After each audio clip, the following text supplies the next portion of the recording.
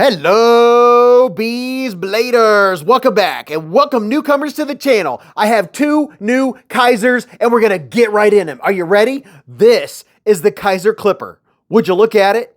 Just look at it in all of its clipperness. And look, it has some really good micarta. This is more of that linen micarta. It feels very nice. It's not the thick, fluffy stuff. Now, this bad boy has a reversible pocket clip, so that makes this an ambidextrous knife, and it's a different style pocket clip. I don't know that I've seen this style from Kizer. Maybe I have, and I've probably forgot, but it does work very well in and out of the pocket. It's sturdy. You have no screws sticking out, so there's nothing to grab your pocket, which is very nice, very nice. It has a captive pivot with ceramic cage ball bearings, and look at this, the jimping on this flipper. Oh yeah, they nailed the flipper. Jipper? The jipper flipper?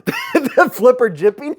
Did I say it right that time? They nailed the flipper jipping. Say that times 3 times fast. I can't even talk. You know, I'm excited when I get to see new knives, but you can open this over the top. You can also use your thumb, and also you can use the meat of your middle finger to flick it open. But we're gonna open up just like this. Are you ready?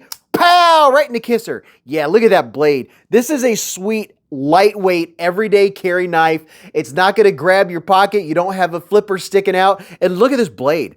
I love this blade shape. It is a thin blade stock, and it kind of comes up here. It's going to be perfect for doing draw cuts or little pull cuts or utility style cuts. This is right up my alley. I like these modified sheep's footy worn cliffy blades, and it just kind of has just enough of a swoop. It's almost a harpoon shape, almost like it's trying, but not quite. And then you don't have a flat edge like a Warncliffe. So that's why you call it a hybrid. It's just all mixed up. It has a nice looking black stone wash. It's 154 cm. One downside would be that it doesn't really have any sharpening choil per se. It just kind of ends right into the plunge grind. But look at this. The pass through is butter. Absolute butter. It has a great lockup. The blade is centered on it. This is they just nailed it. It's perfect. There's not a whole lot of things wrong with it. The ergos on this knife are pretty good. I mean, they're not one hundo. They're not the best out there just because of where that pocket clip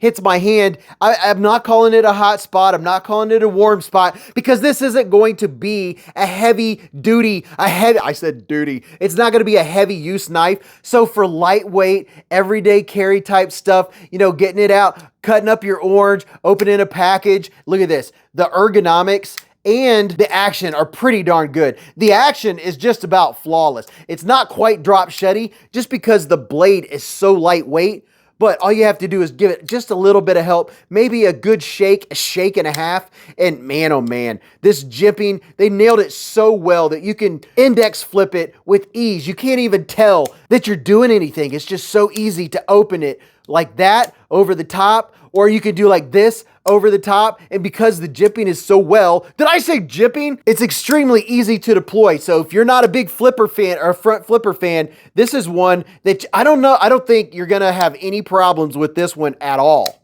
I have a large width hands and giving it the B squeeze, doing it like this in the hammer grip, which I'm not gonna be doing hard work with this. I can feel the edges up here, just right there, just at the top of the chamfering. They're not bad, but like I said, this is gonna be open in packages, everyday carry, you know, maybe do a little bit of whittling, make it a stick for marshmallows, stuff like that. It's gonna be another beautiful knife in your collection. Or if this is your first time upgrading and you're wondering, you know, I don't know if I wanna do the front flipper, I mean, you can't fail it. It has such good jimping and it's not aggressive. It just grabs your finger just the right amount. All you have to do is roll your thumb around and it just snaps open. The detent isn't the strongest in the world. It's not the weakest in the world. It's not going to come out on you. It would have to grab something by the jimping in order to open. But you can see here, it's not the strongest ever, but all in all, overall, I have no complaints about this knife other than maybe the sharpening choil, but that's kind of a nitpicky thing, and how much you're going to be sharpening it. It has nice blade geometry. It's not the thinnest behind the edge. It's not the thickest behind the edge. It's kind of an average everyday carry knife, but with the fit and finish that you get from Kizer. And yes, the fit is very nice. There is no blade play left or right, up or down. I really do like it. I like the looks of it, and especially I like how buttery smooth the lock disengagement is of the Kaiser Clipper. And now this is the Kaiser Justice 2. fixed blade. I've had the Kaiser Justice on the channel before and we gave it away, so I don't have one to show you for size comparison, but this is what it looks like when you get it in the case. Here's the sheath. It's a Kydex sheath and it does hold it in very nicely. I will mention right off the bat that there is not a thumb ramp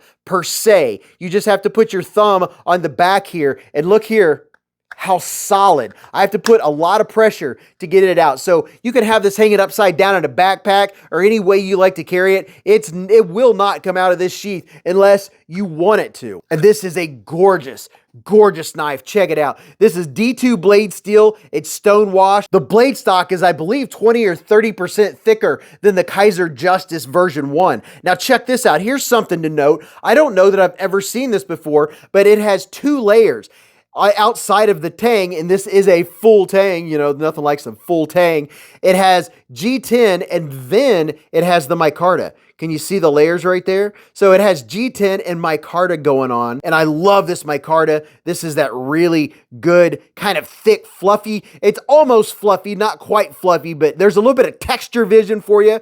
It's a nice looking micarta. And then moving down here, you can see it has a very, very nice sharpening choil. And there are a couple jimps right here that help you with your grip, you know, if you're pushing forward or if you're, you know, really getting in it to win it. And it does have a glass breaker back here, which is removable, and it has a generous lanyard hole. Now, me personally, I prefer when knives just have the handles going all the way out and then put the lanyard in. That's just a preference of mine because sometimes the cutout and the scales will get me on the hand. And that is the only place I could feel it. It is not even a warm spot. I could just tell it's there. On this knife, it is not an issue. The jimping is done very well. It locks my hand into place. Overall, this bad boy is 8.83 inches long. It's 4.23 inches for your blade. It weighs 6.2 ounces. Now, here's something to note about the sheath. I put the sheath on my belt, and I noticed when I went to pull it out of the sheath that it would kind of move away as I tried to pull the knife out. And I think that's because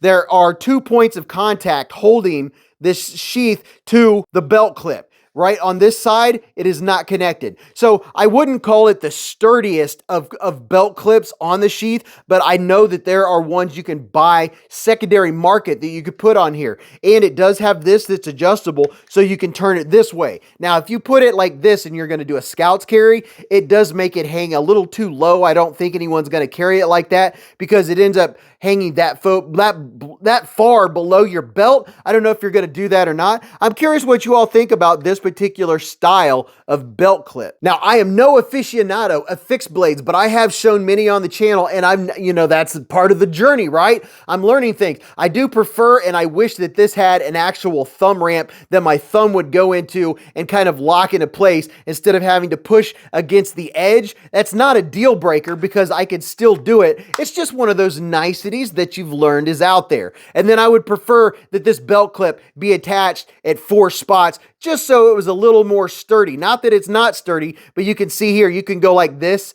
and slip it over your belt, and then it does lock in and holds. I just have my preference of having it just hold just a little more sturdy. But the knife itself, man, this thing is an absolute beast. I would love to go out and split a couple little logs with this, maybe make a feather stick or two. Who knows, maybe one of these days I'll retire and I'll be able to do all of the things that I want to do with all of the knives. But for now, I have to give you what I've got when I've got it. So there is a very solid knife from Kizer. The Justice 2, they run $59 hairs. I think that is an excellent price. And then the Klipper is going to run you about $78 hairs. I'll have links in the description of this video and in the comments where you can go check them out. Maybe look at more of the specs and all that knife nerdery that we all love. But we will definitely talk more about these at Beez Blades live at the Hive every Friday night. Don't miss it. That's where we do size comparisons. You can ask me questions about them. We'll talk about it. But until I see you then, go watch this video. You're really going to enjoy that. And then leave me a comment. Tell me what you think about it. And I'll see you in the chats and the lives and at the Hive stream. And remember, live life in the present, keep a Band-Aid handy, and don't cut yourself.